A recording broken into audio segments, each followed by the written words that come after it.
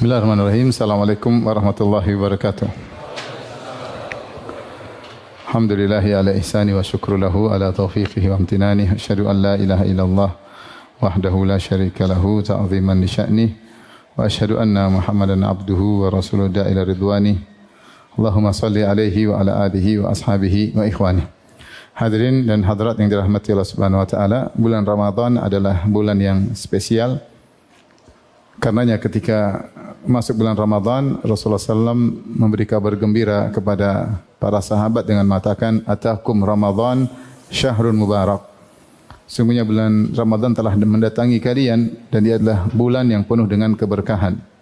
Dan kita tahu dikatakan berkah karena di situ banyak kebaikan dan menetap, ya. Maka dikatakan bulan yang berkah, isyarat bahwasanya pada bulan Ramadan pahala banyak, ya, diberikan oleh Allah, tidak seperti di bulan-bulan biasanya. Pahala yang banyak dan menetap. Adapun tentang keutamaan Ramadan sangat banyak, kita sampaikan sebagian sebelum kita menyebutkan amalan yang terbaik yang bisa kita lakukan di bulan Ramadan.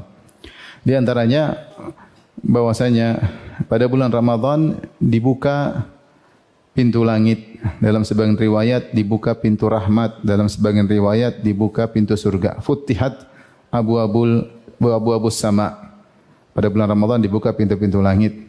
Dalam riwayat futtihat abwabur rahmah, dibuka pintu-pintu rahmat. Dalam sebagian riwayat futtihat abwabul jannah, dibuka pintu-pintu surga. Adapun dikatakan dibuka pintu-pintu langit, isyarat bahwasanya amal mudah diterima.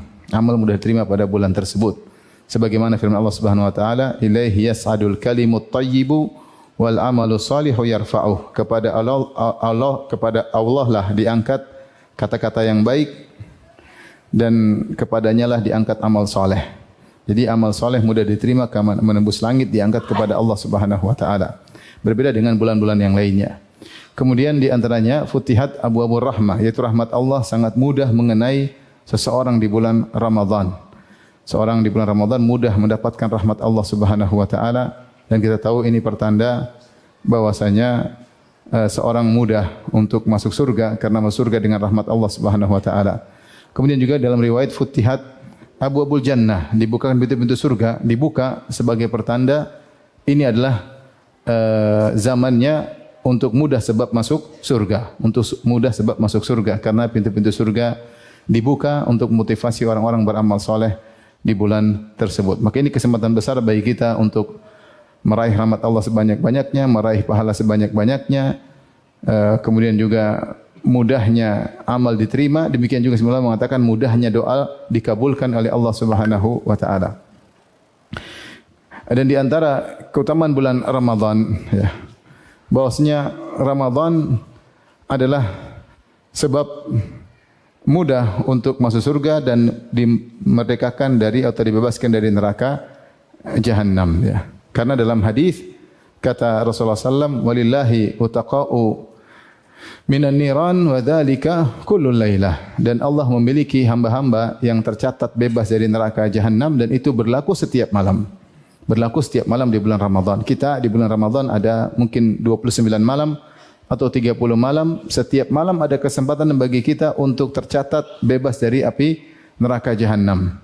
Maka jika 30 malam lewat, lantas tidak diampuni oleh Allah, tidak ditetapkan bebas dari neraka, maka ini hamba yang celaka. Dalam satu hadis kata Rasulullah SAW, "Raghima anf man adraka Ramadan fansalakha falam yukfar lahu." Sungguh celaka seorang hamba yang bulan Ramadan lewat, atau merugi seorang hamba yang bulan Ramadan lewat kemudian dia tidak diampuni oleh Allah Subhanahu wa taala. Dalam hadis tersebut Rasulullah SAW gandengkan di antaranya dengan kata Rasulullah SAW, "Raghima anf man adraka abawaihi fil kibar atau indal kibar ahadahuma aw kilaihima thumma lam yadkhulil jannah." Sungguh merugi seorang diberi kesempatan oleh Allah mendapati kedua orang tuanya di masa jompo, salah satunya atau keduanya, kemudian tidak bisa masuk surga. Artinya orang ini sungguh merugi karena Allah telah berikan kesempatan bagi dia untuk masuk surga dengan mudah. Di antaranya tinggal berbakti kepada kedua orang tuanya di masa jompo.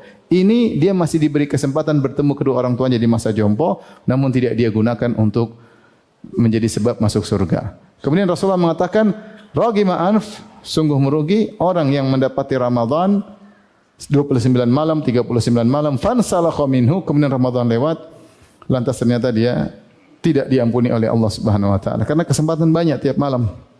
Maka seorang berusaha memanfaatkan bulan tersebut.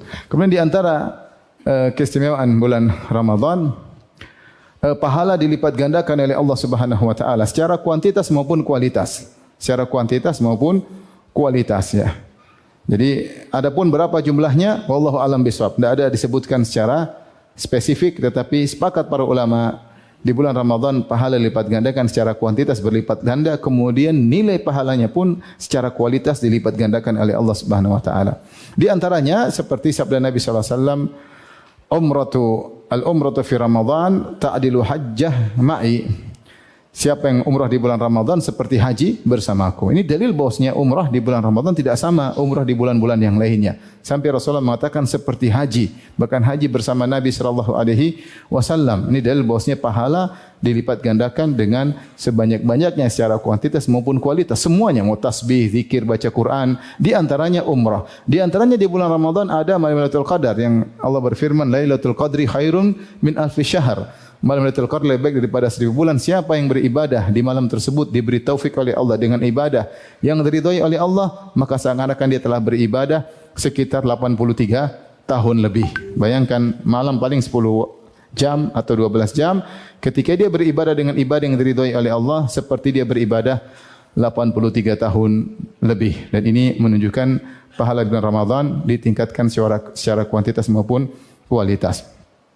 Di antara dalil juga akan hal ini bahwasanya pahala di bulan Ramadan ditingkatkan kuantitas maupun kualitas adalah kisah tentang dua orang yang hijrah ke Madinah wa kana islamuhuma jami'an, ya, keduanya sama-sama masuk Islam, kemudian keduanya sama-sama hijrah kepada Nabi sallallahu alaihi wasallam. Fa kana ahaduhuma ashadda ijtihadan minal akhar. Yang satu lebih semangat ibadah daripada yang satunya. Yang satu lebih semangat daripada yang satunya. Ternyata yang lebih semangat ibadah ini kemudian masuk dalam medan perang, kemudian mati fi sabilillah, meninggal, mati syahid. Yang kedua, yang kurang semangat ibadahnya ternyata hidup setahun setelahnya. Kemudian akhirnya meninggal juga. Jadi jarak meninggal yang pertama dan kedua bedanya setahun. Yang pertama lebih semangat ibadah daripada yang kedua. Kemudian Talha bin Ubaidillah melihat dalam mimpi bahwasanya ternyata yang kedua yang meninggal terlambat lebih duluan masuk surga daripada yang pertama dalam mimpinya. Maka dia pun heran dalam mimpinya tersebut, bagaimana bisa yang kedua masuk surga daripada yang pertama? Maka jadi isu ketika itu, sampailah kabar kepada Nabi sallallahu alaihi wasallam. Maka Rasulullah mengatakan, "Mimma ta'jabun?" Apa yang buat kalian heran?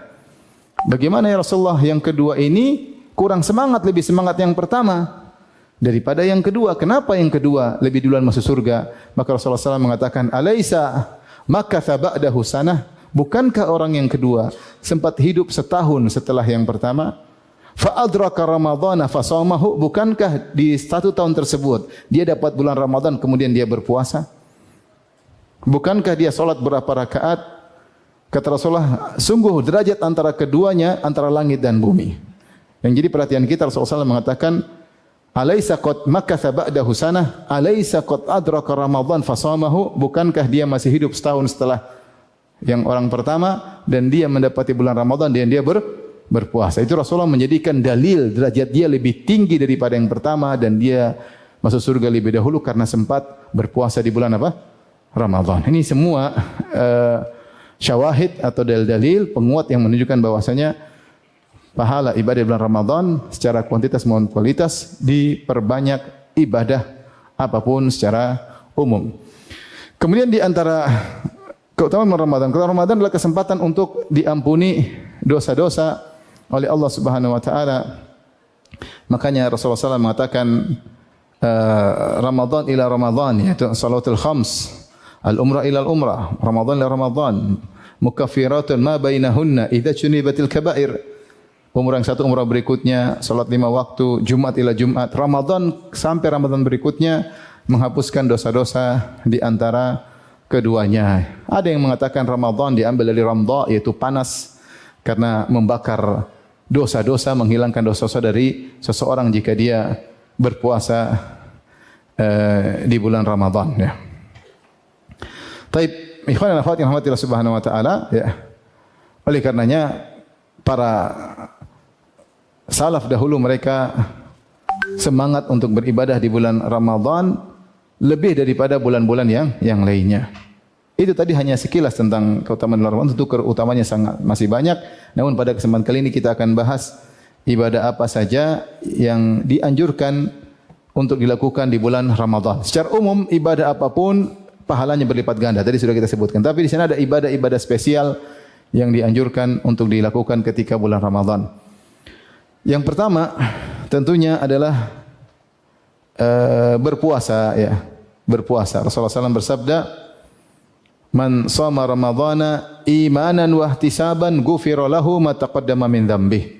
Siapa yang berpuasa di bulan Ramadan dengan penuh keimanan dan berharap pahala, maka diampuni dosa-dosa yang telah lalu. Di sini ada dua syarat Rasulullah pasang. Yang pertama adalah imanan, yaitu beriman bahwa ini perintah Allah. Ya, saya menahan makan, menahan minum, tidak makan, tidak minum, menahan lapar dan dahaga dari terbit fajar sampai terbenam matahari, ini karena perintah Allah. Ini syariat Allah Subhanahu wa taala. Kemudian wahtisaban, ihtisab itu berharap pahala. Sebenarnya mengatakan bedanya orang ihtisab dengan tidak ihtisab itu dia semangat karena ada yang dia harapkan. Jadi jangan kita puasa Ramadan hanya sekedar rutinitas tahunan, tidak, tapi ada harapan. Ini pahalanya ada. Jadi ada ihtisab. Makanya dalam hadis kata Rasulullah SAW, la ujra atau la ajra ila an hisbah. Tidak ada pahala kecuali dengan berharap. Ini perlu kita hadirkan. Jadi ihtisab itu menunjukkan semangat ketika berpuasa sehingga tidak menjadikan puasa sebagai beban. Memang ada rasa beban, tapi kita berusaha mengalahkan perasaan beban tersebut dengan semangat. Bahwasanya di balik puasa ini pahalanya sangat besar. Ya. Di antaranya ghufira lahu ma taqaddama min dzambih. Akan diampuni dosa-dosa yang telah lalu. Ya. Siapa yang tidak ingin diampuni apa? Dosa-dosa ya. Kita tahu puasa Arafah, puasa Muharram menghapuskan dosa-dosa setahun dan 2 tahun, bahkan 2 tahun. Ini Ramadan lebih hebat lagi ya, menghapuskan seluruh dosa-dosa yang telah lalu. Ya. Kalau kita punya dosa-dosa besar, istighfar, bertobat. Dosa-dosa kecil enggak terhitung dosa kita setahun ini. Coba antum merenungkan berapa banyak wanita kita lihat tidak terbuka auratnya. Banyak atau tidak? Banyak. Setiap buka medsos kita lihat. Betapa banyak, mungkin banyaklah kita dengar yang tidak benar. Selentingan ada musik, selentingan ada apa. Banyak yang kita lakukan selama setahun. Banyak dan bahkan banyak dosa yang tidak sempat untuk kita istighfar darinya. Belum itu terkait kita dengan Allah. Ya. Dan banyak dosa kita mungkin prasangka buruk sama Allah Subhanahu wa taala ya. Dosa ini banyak ya, banyak. Belum dosa terkait dengan orang-orang sekitar, terkait dengan pasangan kita, anak-anak. Banyaklah kita ini tidak sulit jaga pandangan, jaga mulut, jaga lisan, jaga telinga, susah. Maka ini kesempatan kita untuk diampuni oleh Allah Subhanahu wa taala dengan syarat tadi bahwasanya ada imanan dan ihtisab. Kemudian kata Rasulullah sallallahu alaihi wasallam, kullu amali bani Adam yudha'af. Al-hasanatu bi asyri amsalha ila 700 dhifin. Sungguhnya amalan para hamba dilipat gandakan. Satu kebaikan menjadi 10 kali lipat sampai 700 kali lipat. Illa siyam, kecuali puasa, fa innahu li. Kecuali puasa, sungguhnya puasa adalah untukku. Ya. Wa ana ajizi bihi, dan aku yang akan membalasnya. Ya. Yadha'u ta'amahu wa syarabahu wa syahtahu min ajli, ya.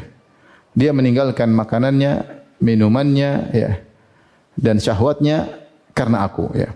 Di sini ada isyarat bahwasanya pahala puasa sangat banyak. Karena di awal hadis kata Rasulullah SAW, seluruh pahala anak Adam antara 10 sampai berapa? 700 kali lipat. Kemudian Nabi berkata, ini hadis qudsi, kata Allah, illa siyam, kecuali puasa. Fa innahu li, itu khusus. Karena itu untukku dan pahalanya aku khususkan. Wa ana ajizi bihi, aku yang akan khususkan. Dan Allah berfirman, innama yuwaffas sabiruna ajrahum bighairi hisab. Sungguhnya orang yang sabar pahalanya tanpa batas. Dan pada puasa terkumpul 3 model kesabaran. Kesabaran jalan ketaatan, kesabaran meninggalkan maksiat, dan kesabaran menahan lapar dan dahaga. Itu kesabaran mengalami kesulitan, menghadapi kesulitan.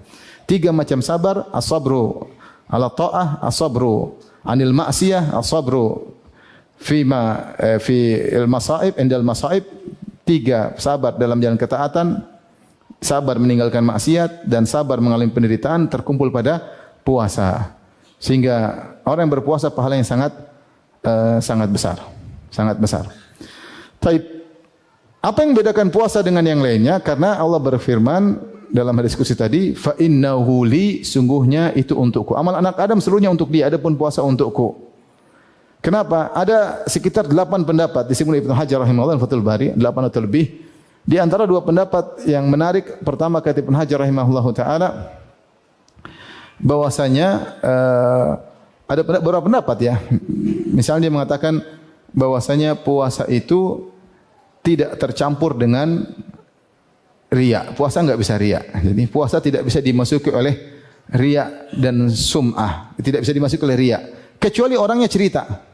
Kecuali orangnya cerita. Kalau dia tidak cerita, orang tidak tahu dia puasa atau tidak. Ya. Ini di antaranya. Makanya puasa itu tidak termasuki oleh riya. Ya. Ada juga pendapat bahwasanya puasa tidak akan digugurkan oleh dosa, namun dibantah oleh Ibnu Hajar rahimahullah karena ada dalil yang menunjukkan puasa seorang bisa gugur gara-gara kezaliman yang dia lakukan. Ya. Tapi di antaranya dia mengatakan bahwasanya puasa itu adalah tidak termasuk dalam, tidak bisa kemasukan riya. Misalnya kalau kita puasa Ramadan, demikian kalau kita puasa Senin Kemis, ya orang tidak tahu kecuali kita kabarin, saya sedang puasa. Kalau kita enggak ngabarin, tidak ketahuan. Ya, kecuali kita upload status ya baru ketahuan. Kalau kita enggak upload status enggak ada yang tahu. Ya. Dan amalan yang paling jauh dari riya semakin dicintai oleh Allah Subhanahu wa taala.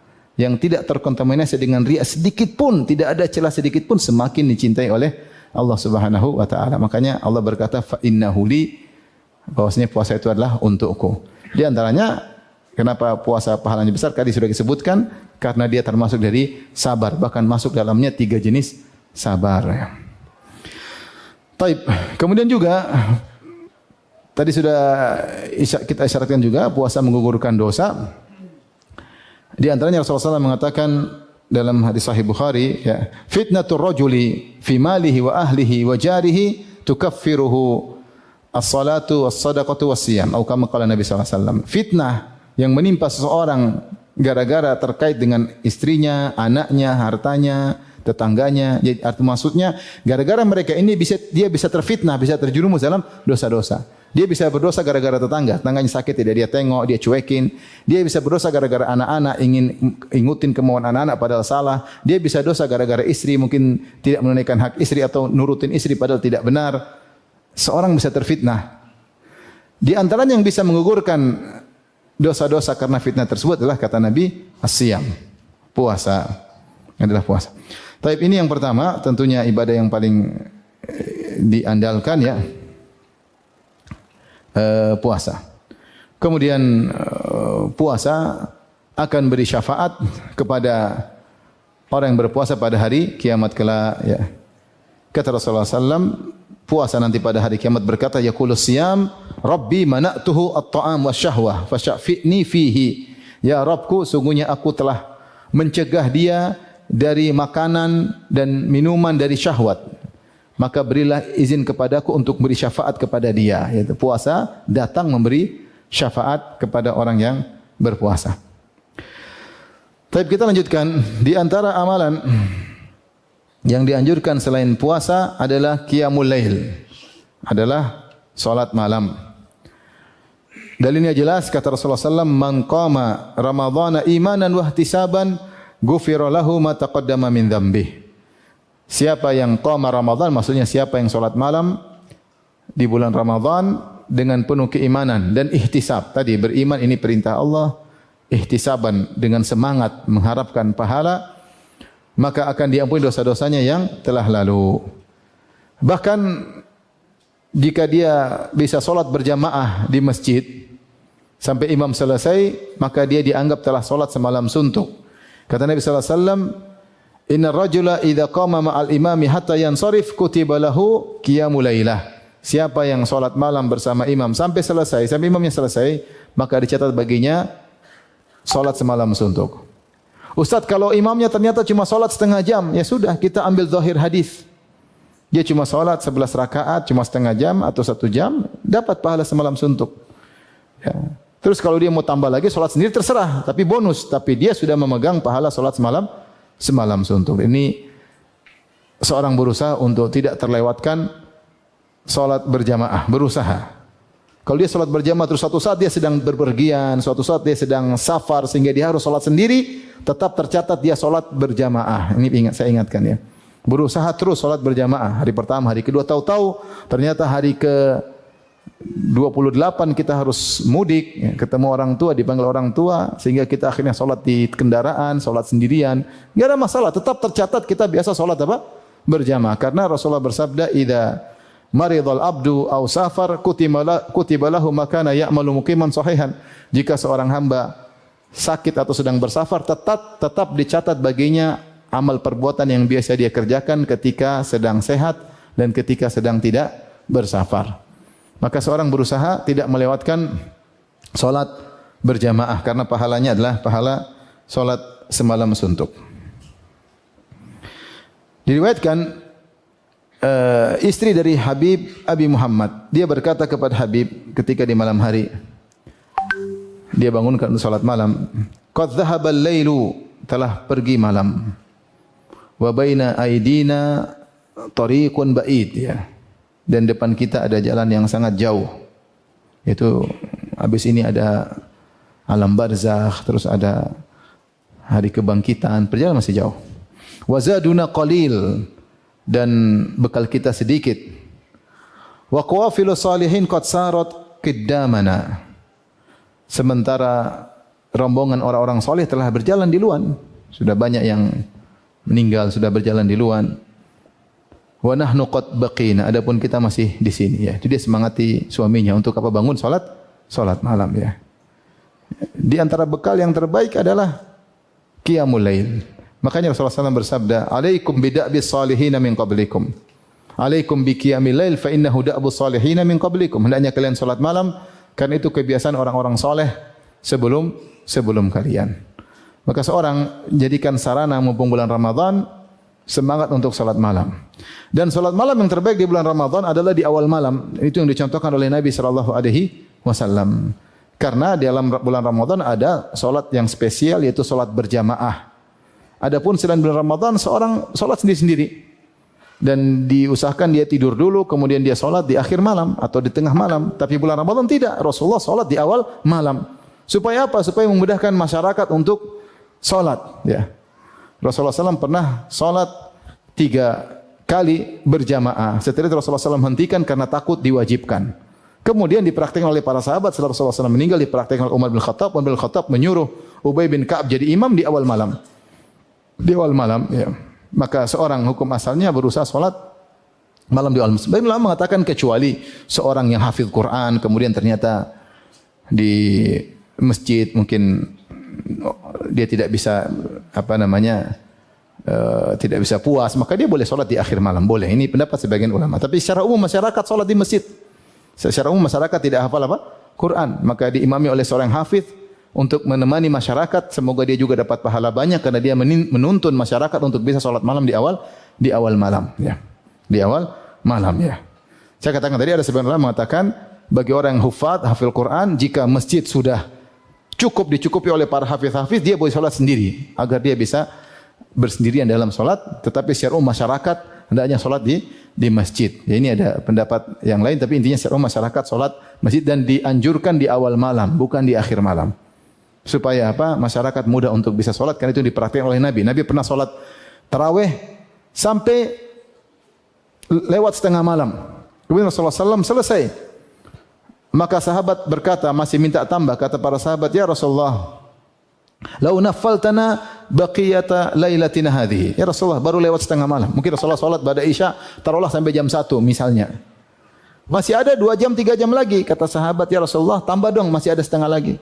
Subhanallah, kalau kita dari jam 8, jam 1, alhamdulillah, akhirnya selesai. Sahabat masih ingin nambah. Maka Rasulullah berkata, "Man qama ma'al imami hatta yansarif kutiba lahu qiyamul lailah." Siapa yang salat sampai selesai, sudah dicatat pahala semalam apa? Semalam suntuk.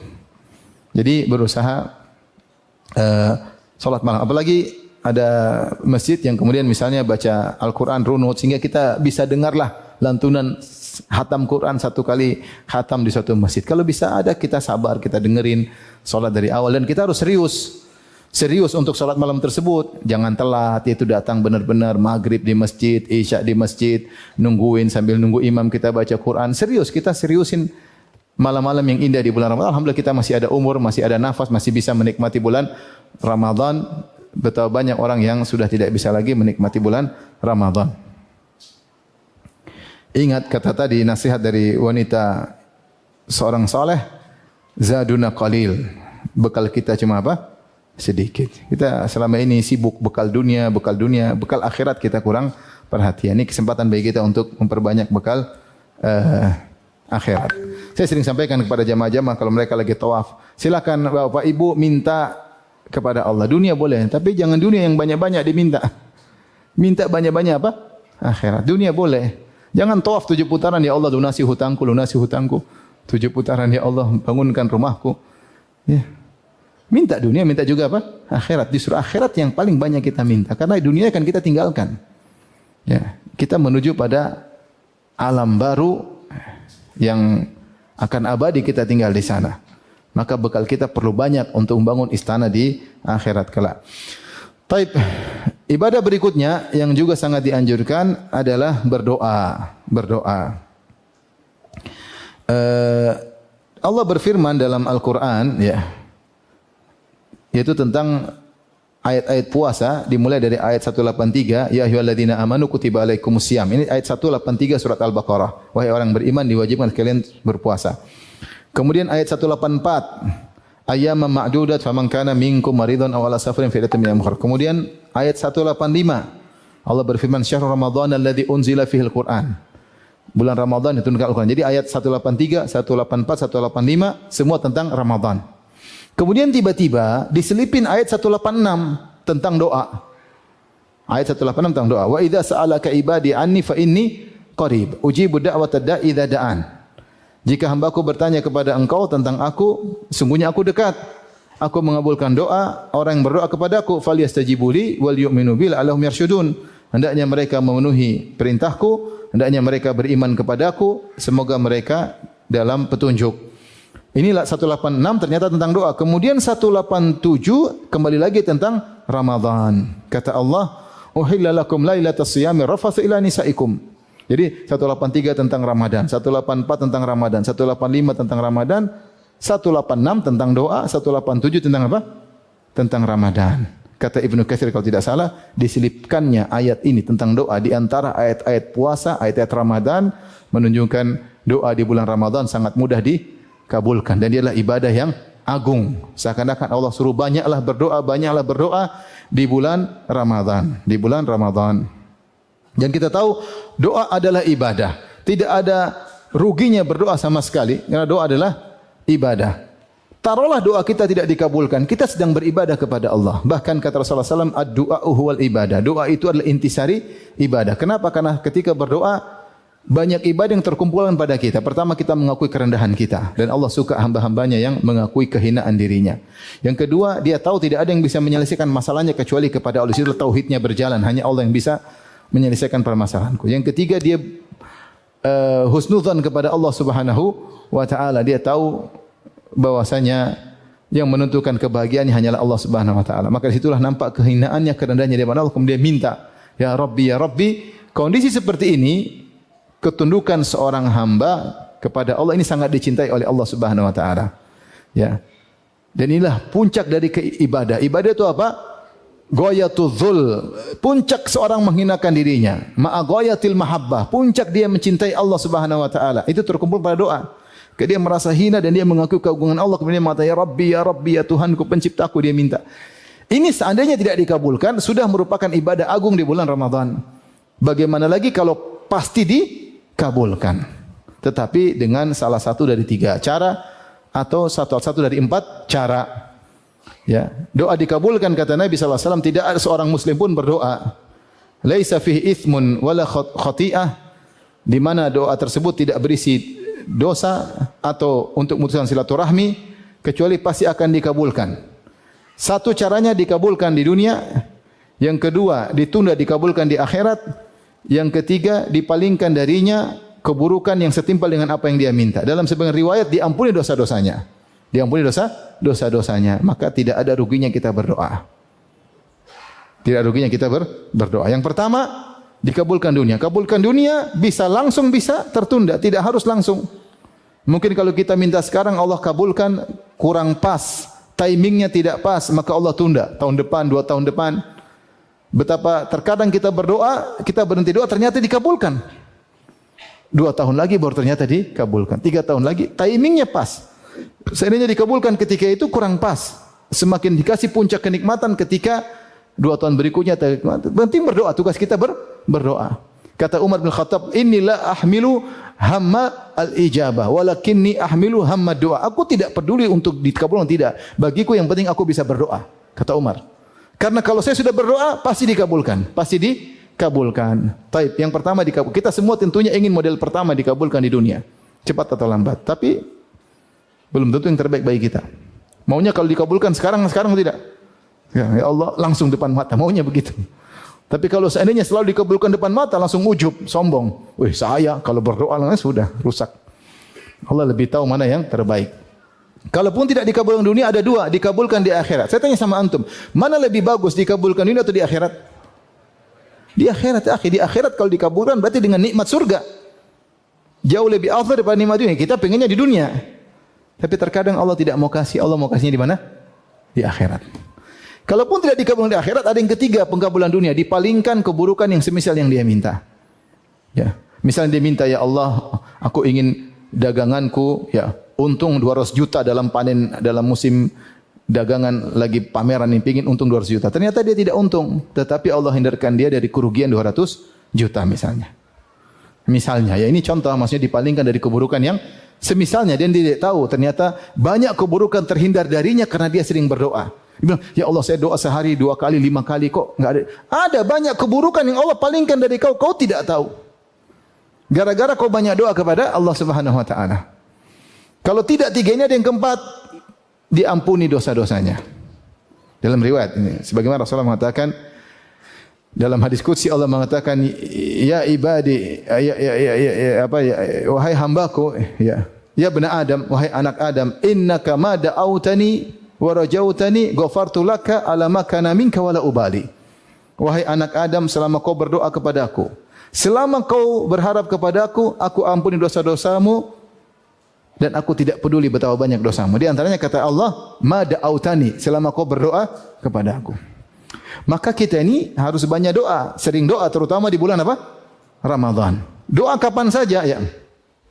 Terutama di waktu-waktu yang dikabulkan. Ya, antara azan dan iqamat berdoa, waktu sahur berdoa. Ini waktu yang terkadang orang lalaikan. Habis sahur, sudah nunggu, ngantuk, tunggu apa? Padahal di antara doa yang dikabulkan di waktu apa? Sahur. Sebenarnya ini antara waktu yang terlalaikan, banyak waktu sahur. Kita tuh mau sahur berapa jam sih? Taruhlah 1/4 jam, makan, 1/4 jam ngobrol sama keluarga, setengah jam, oke lah, sisanya kan masih ada waktu. Bisa kita baca Quran, bisa kita berdoa, bisa kita berzikir, bisa kita beristighfar. Sehingga di antara waktu yang sering dilalaikan oleh kaum muslimin adalah waktu sahur. Dibuang-buang. Dibuang-buang, tidak ada manfaatnya. Sama ketika waktu berbuka juga banyak dibuang. Duduk, depannya ada gorengan, selesai. Ngobrol, terus ngobrol. Ngobrol setengah jam, nunggu gorengan. Jadi kita doa kapan saja, terutama doa yang dianjurkan di waktu-waktu yang dikabulkan. Dan di puncak doa mudah dikabulkan ketika mau berbuka atau ketika sedang berbuka. Kata Rasulullah SAW, dakwatu as-saim mustajabatun inda fitrihi. Kau kama kalau Nabi SAW, doanya orang yang sedang berpuasa dikabulkan ketika dia berbuka. Jadi jangan lupa banyak berdoa. Banyak berdoa. Antara azan iqamat berdoa. Lagi pingin tiba-tiba punya ide, berdoa. Karena tidak selalu kita ingin berdoa kepada Allah. Ketika tiba-tiba kita pingin sesuatu, angkat tangan. Memuji Allah, bersalawat kepada Nabi, angkat tangan berdoa, kita lagi connecting, terus selesai, sudah, enggak ada masalah. Karena doa itu sendiri sudah merupakan apa? Ibadah, apalagi pasti dikabulkan. Taib. Nah, saya perlu ingatkan ketika akan berbuka, jangan lupa berdoa. Makanya kalau kita ke Masjid Nabawi, Masjidil Haram, di antara pemandangan indah yang selalu kita rindukan adalah menjelang berbuka orang pada berdoa. Orang pada berdoa. Subhanallah, berdoa. Luar biasa ya. Indah sekali. Mereka berdoa menangis. Ya. Sampai di antara cerita lucu kemarin saya buka puasa di Masjid Nabawi, di antara teman-teman kita ada salah seorang Habib ya, tapi dia di Saudi. Dia sama kita. Kemudian dia lagi berdoa. Ternyata dia suka gorengan. Terus kita goreng kata dia. Maksudnya taruhin satu sini, tapi dia enggak putus doa.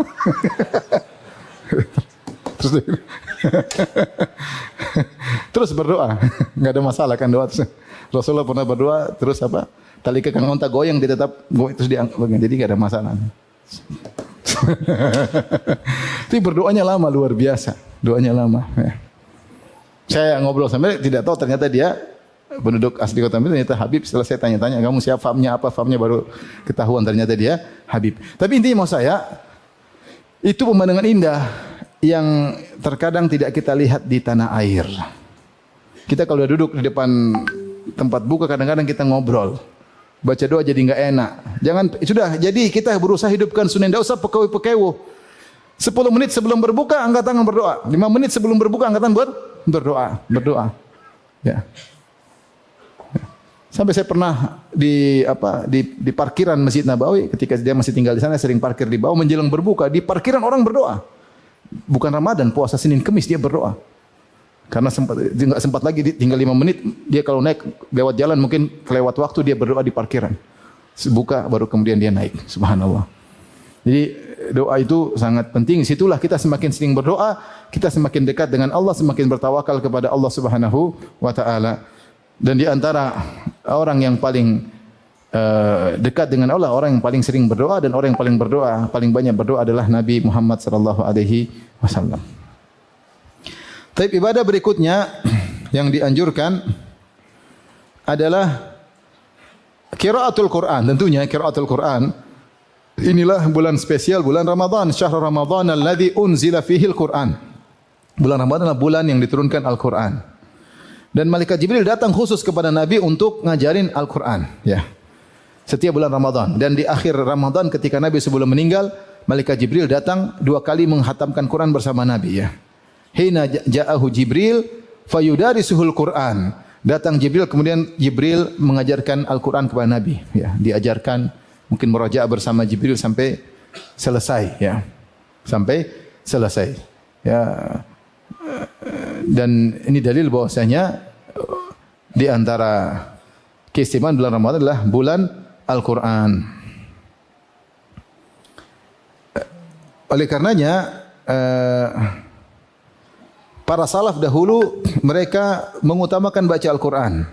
Sampai di antara mereka ada yang meninggalkan ta'lim hadis gara-gara fokus baca Al-Quran.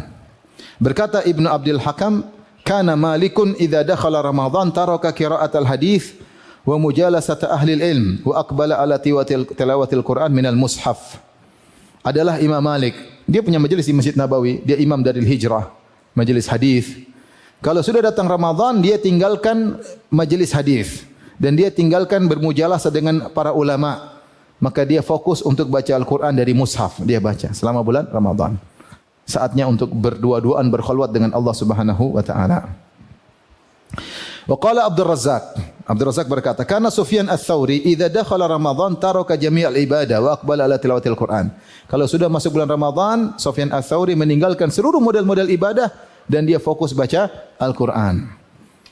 Wa kana Az-Zuhri, yaitu tabi'i, wa kana Az-Zuhri idza dakhala Ramadan yafirru minal hadits wa mujalasati ahli ilm wa yuqbilu ala tilawatil Quran minal mushaf.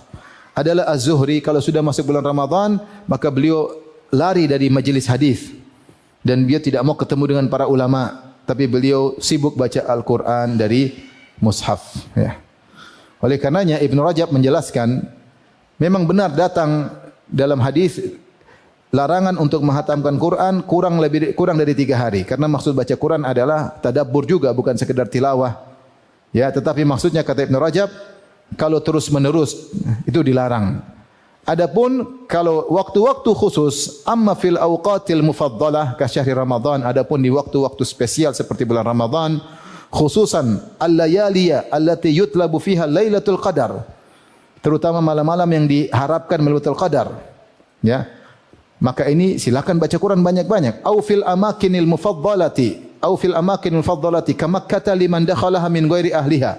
Demikian juga tempat-tempat mulia seperti Mekah. Bang siapa yang datang ke Mekah dan dia bukan penduduk Mekah, kesempatan sedang berada di tanah suci, dia boleh baca Quran khatam meskipun kurang dari tiga hari. Fayustahabbu al-ikthar fiha min tilawatil Quran waqtinaman li fadilati zaman wal makan, maka dianjurkan dia banyak baca Al-Quran dalam rangka memanfaatkan waktu mulia maupun tempat yang mulia.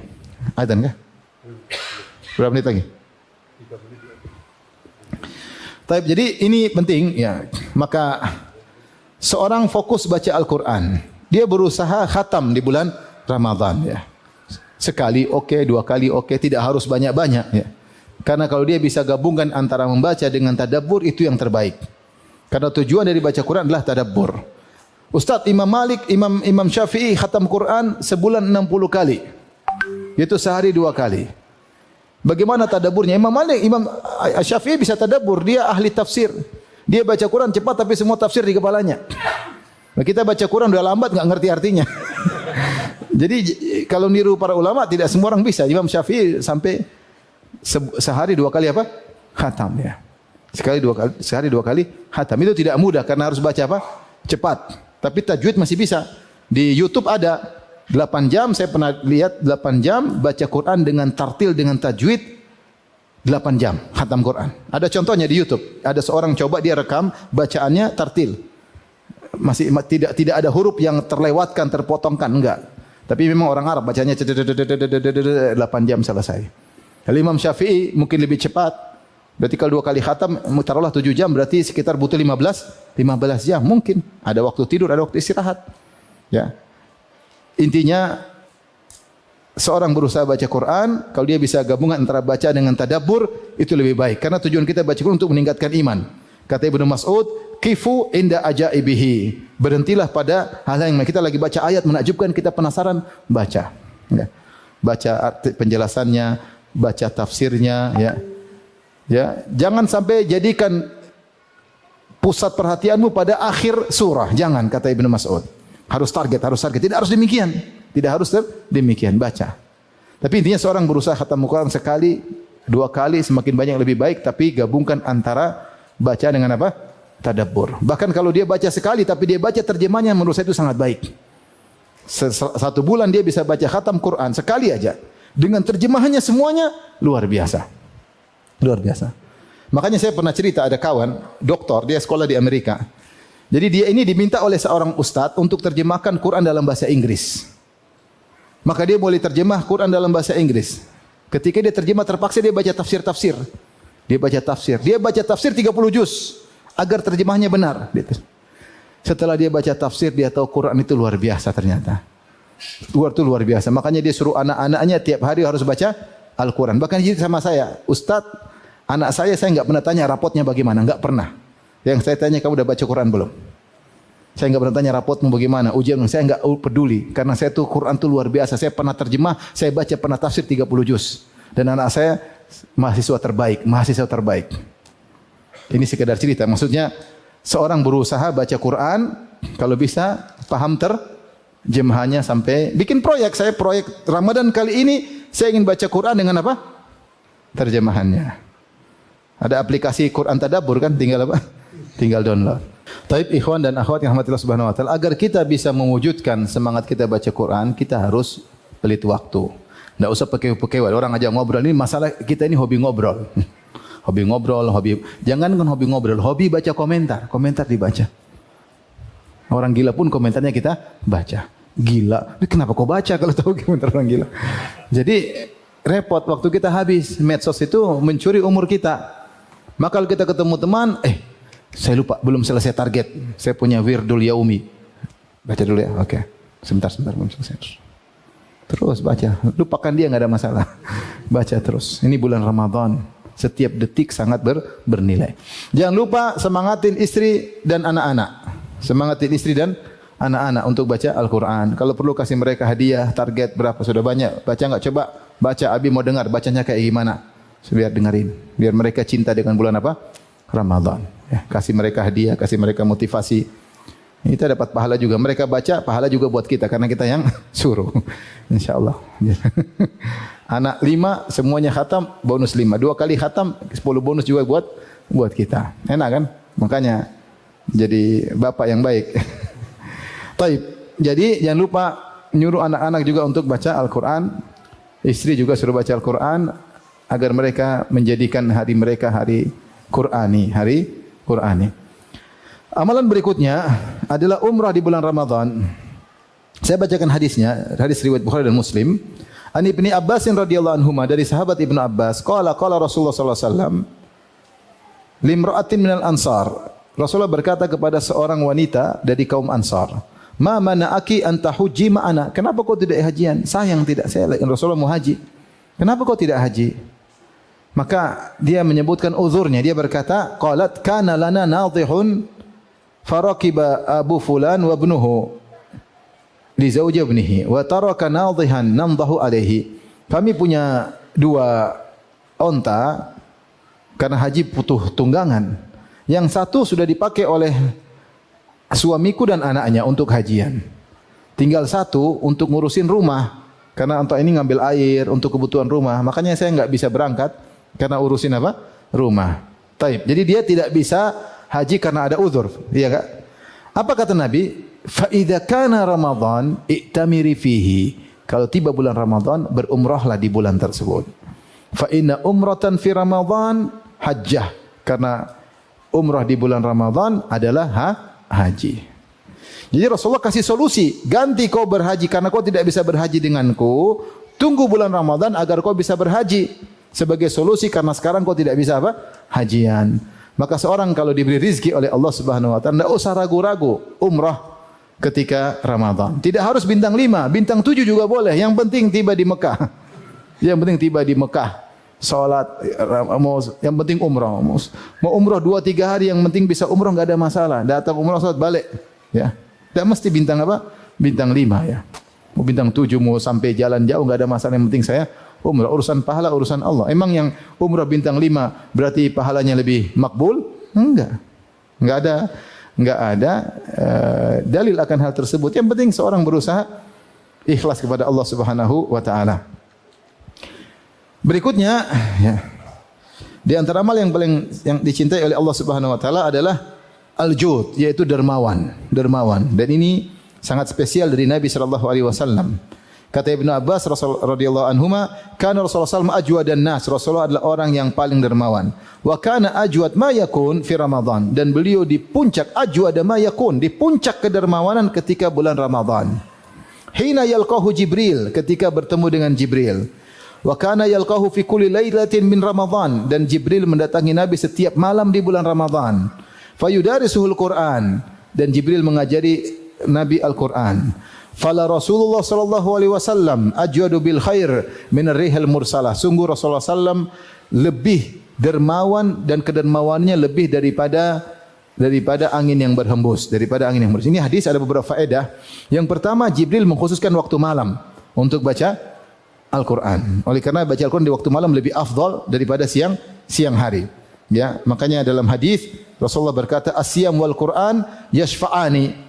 Sungguhnya puasa dan Al-Quran memberi syafaat lil abdi yaumal qiyamah, pada seorang hamba pada hari kiamat. Yaqulu siyam, puasa berkata, "Rabbi mana'tuhu minat ta'am wa syahwah."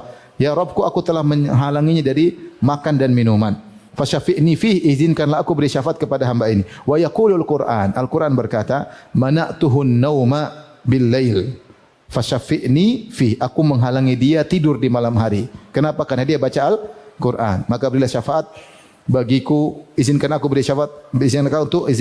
untuk beri syafaat kepadanya. Qala fayushaffa'ani, maka keduanya diberi izin untuk beri syafaat. Itu puasa dan baca dan Al-Quran. Maka kalau bisa baca Quran siang malam boleh, tapi di antaranya sempatin baca Quran di malam hari.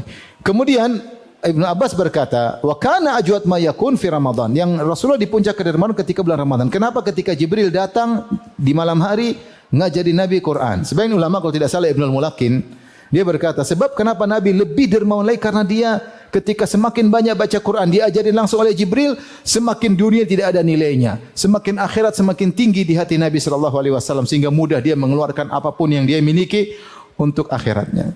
Kan akan kita baca ayat tentang surga, tentang neraka, hidup cuma sebentar, hidup adalah ujian, tentang macam-macam ya, baca tentang berita-berita akhirat sehingga jadilah dunia semakin ringan sehingga mudah bagi dia untuk dermawan, dermawan. Maka seorang berusaha ketika bulan Ramadan dermawan, sumbang sana, sumbang sini ya, silaturahmi ya. Kalau punya tante, punya bibi, jangan terus ambil apa namanya? ATM, banking, pencet. Tindis nomor 3, pencet nomor 3. Nolnya ingat ya, jangan 5 nolnya. Nolnya 6. Kalau tambah satu lagi luar biasa. Kalau punya duit. Bismillah. Bismillah. Kirim. Malam 27 kirim sana, kirim sini. Malam Lailatul Qadar, kirim sana, kirim sini. Sekarang dermawan tidak harus keluar rumah. Dalam masjid juga bisa. Nah, yang penting mau pencet atau enggak itu masalahnya. Kalau enggak bisa. Keluar rumah cuma satu sewu ya. Buat mending dalam rumah, dalam masjid sejuta. Kalau punya uang, kalau enggak punya ya sudah. Ya, nganterin sumbangan orang. Enggak ada masalah. Semampunya seorang dermawan. Tapi Rasulullah SAW disebutkan lebih dermawan, lebih cepat daripada angin berhembus. Kenapa disamakan dengan angin berhembus? Karena angin berhembus itu punya dua sifat. Sifat pertama cepat, kedua tersebar. Angin kan kalau bertiup cepat dan tersebar. Maka Rasulullah kebaikannya cepat, tidak nunda-nunda. Dan juga tersebar. Ramadan seperti itu. Ada apa? Ada proyek apa ini? Ada bismillah langsung ada. Mikir siapa? Kirim. Ada kalau punya duit. Kalau enggak punya fokus bayar utang bulan Ramadan. Baik. Di antara amalan yang dianjurkan lebih kalau tadi dermawan secara umum, di antara kedermawan khusus adalah memberi makan. Memberi makanan it'amut ta'am. Rasulullah bersabda dalam hadis Zaid bin Khalid Al-Juhani, Rasulullah SAW bersabda, "Man fattara sha'iman kana lahu mithlu ajrihi ghairu annahu la yanqusu min ajri sha'im syai'." Siapa yang memberi buka puasa kepada seorang yang sedang berpuasa, maka bagi dia seperti pahala orang tersebut tanpa mengurangi pahala orang yang berpuasa tersebut sama sekali ya. Maka para salaf dahulu mereka ya semangat untuk beri makanan dan ini umum ya. Kalau hadis tadi memang khusus tentang buka puasa tapi tidak terbatas pada buka puasa. Seorang beri makanan untuk buka puasa, untuk sahur. Ya, untuk yang penting memberi makanan adalah amalan seorang yang dicintai oleh Allah terutama di bulan Ramadan, terutama ketika untuk berbuka puasa. Yang terakhir, yang keberapa? Yang keberapa? Oh, masih ada lagi, belum? Masih ada lagi. Sekarang yang keberapa? Ke-8. Iktikaf. An Ibnu Umar radhiyallahu anhuma anna Nabi sallallahu alaihi wasallam kana ya'takifu fil ashril awakhir min Ramadan. Rasulullah SAW iktikaf di 10 hari terakhir bulan Ramadan. Rawahul Bukhari. Saya bacakan perkataan Ibnu Qayyim tentang pentingnya iktikaf ya, dari kitab Zadul Ma'ad. Beliau berkata, "Lamma kana salahul qalbi wa istiqamatuhu ala tariqi sayrihi ila Allah Ta'ala mutawaqqifan ala jam'iyatihi ala Allah." Tatkala istiqamahnya hati dan baiknya hati dalam perjalanan menuju Allah tergantung pada fokusnya hati. Jadi kalau kita mau jalan terbaik agar hati menjadi baik, menjadi istiqamah harus fokus kepada Allah dalam perjalanan kita menuju Allah. Walammi sya'athihi bi ikbalihi bil kulliyya ala Allah Ta'ala. Kemudian memperbaiki ya hal-hal yang semerawut dirapikan agar kita bisa fokus kepada Allah.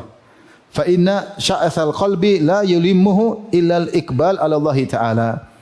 Carut marutnya atau tercecernya pikiran sana pikiran ke sini ya tidak bisa diperbaiki, tidak bisa difokuskan kecuali dengan fokus kepada Allah. Kemudian beliau mengatakan dan wa kana fudhulut ta'ami wasyarabi fudhul mukhalatil anam mukhalatatil anam wa fudhulil kalam wa fudhulil manam mimma yaziduhu sya'athan wa yushattituhu fi kulli wadin. Dan ketika terlalu banyak makan, terlalu banyak minum, sering ngemil sana, ngemil sini, makan sana, kalau ke jalan-jalan cari makan apa namanya? Kuliner ya.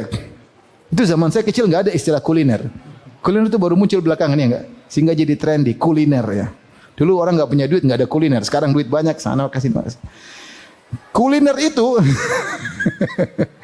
Terlalu banyak makan, terlalu banyak minum, fudulu mukhalatatil anam, dan terlalu banyak bercampur baur dengan sesama manusia. Sana ngobrol, ketemu sini, lihat. Bercampur manusia itu bisa dua, kita ngobrol atau kita lihat kondisi mereka. Dua-duanya kita lakukan. Ketemu orang ngobrol, tiap hari buka ini itu namanya ini interaksi dengan apa? Manusia. Wa fudulil kalam, terlalu banyak bicara. Wa fudulil manam, terlalu banyak tidur. Mimma yaziduhu sya'athan wa yushattituhu fi kulli wadin, membuat semakin tercerai-berai dan membuat hati ini kemana-mana pikirannya. Setiap lembah ada pikiran, sana, pikir sini. Wa yaqta'uhu an sayrihi ila Allah Ta'ala, dan ini menyebabkan dia terputus dari jalan menuju Allah. Butuh fokus. Kalau terlalu banyak pikiran, terputus, terhenti. Bagaimana pikir akhirat? Terhenti, pikir sana, pikir sini, pikir sana, pikir sini. Au yudha'ifuhu, atau menjadikan lemah perjalanan menuju Allah. Iqtadat rahmatul azizir rahim bi ibadihi an syara'a lahum minas shaum ma yudhibu fudul at-ta'ami wasyarabi wa yastafrighu minal qalbi akhlata syahawati al-mu'awwiqah an sayrihi ila Allah. Maka rahmat Allah mengkonsekuensikan, Allah mensyariatkan puasa. Apa fungsi puasa kata Ibnu Qayyim? Menghilangkan terlalu banyak makan, terlalu banyak minum, mengeluarkan berbagai macam model syahwat dari hati seorang yang menghalangi dari perjalanan menuju Allah. Orang punya syahwat susah. Syahwat pengin nonton, syahwat pengin dengar, syahwat ini menghalangi orang dari jalan Allah pada Allah Subhanahu wa taala. Kemudian yang pertama syariat puasa, yang kedua wa syara'a lahumul i'tikafa, dan Allah juga syariatkan i'tikaf. Alladzi maqsuduhu wa ruhuhu uquful qalbi ala Allah taala. Maksud dan tujuan dari i'tikaf adalah menghentikan hati untuk fokus kepada Allah. Wal khalwatu bihi, dan berkhalwat bersama berdoa dengan Allah Subhanahu wa taala. Wal inqita'u anil ishtighali bil khalqi, dan terputus dari connecting dengan manusia. Wal ishtighalu bihi wahdahu, dan sibuk dengan Allah semata. Bihaitsu yasiru dzikruhu wa hubbuhu wal iqbalu alaihi fi mahalli humumil qalbi wa khataratihi, dan seterusnya. Jadi maksud dia, tujuan dari i'tikaf itu agar seorang fokus kepada Allah. Maka setahun penuh kita tidak berkhalwat dengan Allah. Kita ada khalwat mungkin sekali zikir, salat malam, tapi kita ingin fokus benar-benar selama 10 hari kita bisa fokus hanya dengan Allah Subhanahu wa taala. Latih diri kita. Maka latih diri kita, bikin jadwal, begitu 10 hari terakhir kita libur, gimana caranya? Minta cuti kayak minta apa kayak, kita bisa i'tikaf, fokus. Dan ingat, i'tikaf fokusnya adalah, kata Ibn Rajab, hakikat i'tikaf adalah qatul anil ala'iq, qat'u al-ala'iqi anil khalaiq wa ittisalu bi khidmatil khaliq. Memutuskan segala connecting dengan makhluk, kemudian menyambung connecting dengan Allah. Itu hakikat i'tikaf. Kita i'tikaf ramai, tapi jangan banyak ngobrol sekali-sekali boleh. Rasulullah pernah ngobrol dengan sahabatnya, Rasulullah pernah ngobrol dengan Sofiyah, tapi bukan itu. Jangan sampai kita i'tikaf ngobrol terus. Ya. Sesekali boleh untuk menghilangkan kejenuhan, kebosanan. Ya. Ngobrol di i'tikaf, gimana kabar? Gimana? Ini memang i'tikaf. Kemudian, besok ya, kau bawa pisang goreng, kau bawa mie goreng, bawa ini. Bawa kopi, bawa ini. Warung kopi pindah di masjid. Ngobrol 1 jam, 2 jam. Ini i'tikaf warung kopi. Enggak, itu menghilangkan tujuan i'tikaf. Tujuan i'tikaf itu kita berdua dengan Allah. Sibuk membaca Quran boleh, baca tafsir boleh. Sesekali ngobrol enggak ada masalah, kita ta'awun 'alal birri wat taqwa untuk menghilangkan kebosanan, kejemuan, enggak ada masalah, ada keperluan. Tapi kita ingin fokusnya untuk bisa i'tikaf. Kalau bisa alhamdulillah ya, berusaha sisihkan waktu. Kalau enggak bisa 10 hari sebisanya. Berapa hari pun bisa, enggak ada masalah. Kalau enggak bisa 1 hari penuh, 1 siang 1 malam, enggak bisa sebisanya. Yang penting ada duduk di masjid berzikir kepada Allah, baca Quran dan seterusnya. Yang terakhir, yang keberapa? Yang ke-9 adalah meninggalkan maksiat. Ini adalah ibadah yang agung. Karena tujuan puasa adalah la'allakum tattaqun. Kata Allah Subhanahu wa taala, kutiba alaikumus syiyam kama kutiba alal min qablikum la'allakum tattaqun. Disyariatkan bagi kalian untuk berpuasa, diwajibkan puasa sebagaimana umat-umat sebelum kalian agar kalian bisa bertakwa. Bertakwa adalah meninggalkan maksiat. Makanya orang berpuasa tapi tetap maksiat, puasanya tidak diterima. Man lam yada' qaula zur wal amala bi wal jahla falaysa lillahi hajatun fi ayyadi ta'ama wa syaraba. Siapa yang berpuasa tapi tidak meninggalkan dusta, maksiat, maka Allah tidak butuh dengan lapar dan dahaganya. Rasulullah SAW bersabda, rubba shaimin laisa lahu min saumihi illa al-ju' wal atas. Betapa banyak orang yang berpuasa, dia tidak mendapatkan dari puasanya kecuali hanya lapar dan dahaga. Bahkan Nabi mengajarkan adab, idza kana yaumu siyami ahadikum fala yaskhab wa la yajhal Kalau sedang puasa jaga adab, jangan teriak-teriak, enggak ada kerjaan, jangan berbuat ngekangguran. Sampai teriak-teriak pun jangan, ini tidak beradab. Wa in sabbahu ahadun, kalau ada orang seorang maki dia, falyaqul inni mar'un shaim, jangan dilayani, bilang saya sedang puasa. Saya sedang puasa. Yaitu agar dia hormat dengan kita sehingga dia tidak mengganggu puasa kita. Jangan bilang nanti habis buka di belakang, buka ketemu dibilang sekarang saya lagi puasa nanti. Jangan. Dia bilang sudah kita tidak pingin. Jadi jangankan maksiat, hal-hal yang tidak adab saja Rasulullah suruh tinggalkan karena kita sedang berpuasa. Kita sedang berpuasa itu argo jalan karena kita sedang berpuasa, meninggalkan dari terbit maghrib, terbit fajar sampai maghrib, argo pahala jalan. Maka seorang menjaga dirinya sehingga dia harus berbeda daripada bulan-bulan yang lain. Di antaranya tidak bermaksiat. Hati-hati, lagi Ramadan lihat film Korea, buyar. Film India, film Hollywood, film Los Angeles. Dengar musik-musik, dengar gibah dan namimah. Jangan. Sayang puasa kita, sayang puasa kita. Ustaz nanti habis puasa baru maksiat, enggak juga. Maksud mumpung sekarang lebih ditekankan karena kita ingin diampuni oleh Allah Subhanahu wa taala. Jangan, hati-hati dengan HP ini yang paling merusak pahala ibadah puasa kita. Karena di situ banyak maksiat yang kita lihat. Ya, banyak yang kita lihat. Tapi demikian saja ikhwan dan akhwat yang dirahmati Allah Subhanahu wa taala. Semoga Allah mudahkan kita semua untuk berpuasa di bulan Ramadan dan semoga Allah menerima amal ibadah kita di bulan Ramadan dan juga di bulan-bulan yang lainnya. Tapi demikian saja. Wabillahi taufiq. Assalamualaikum warahmatullahi wabarakatuh.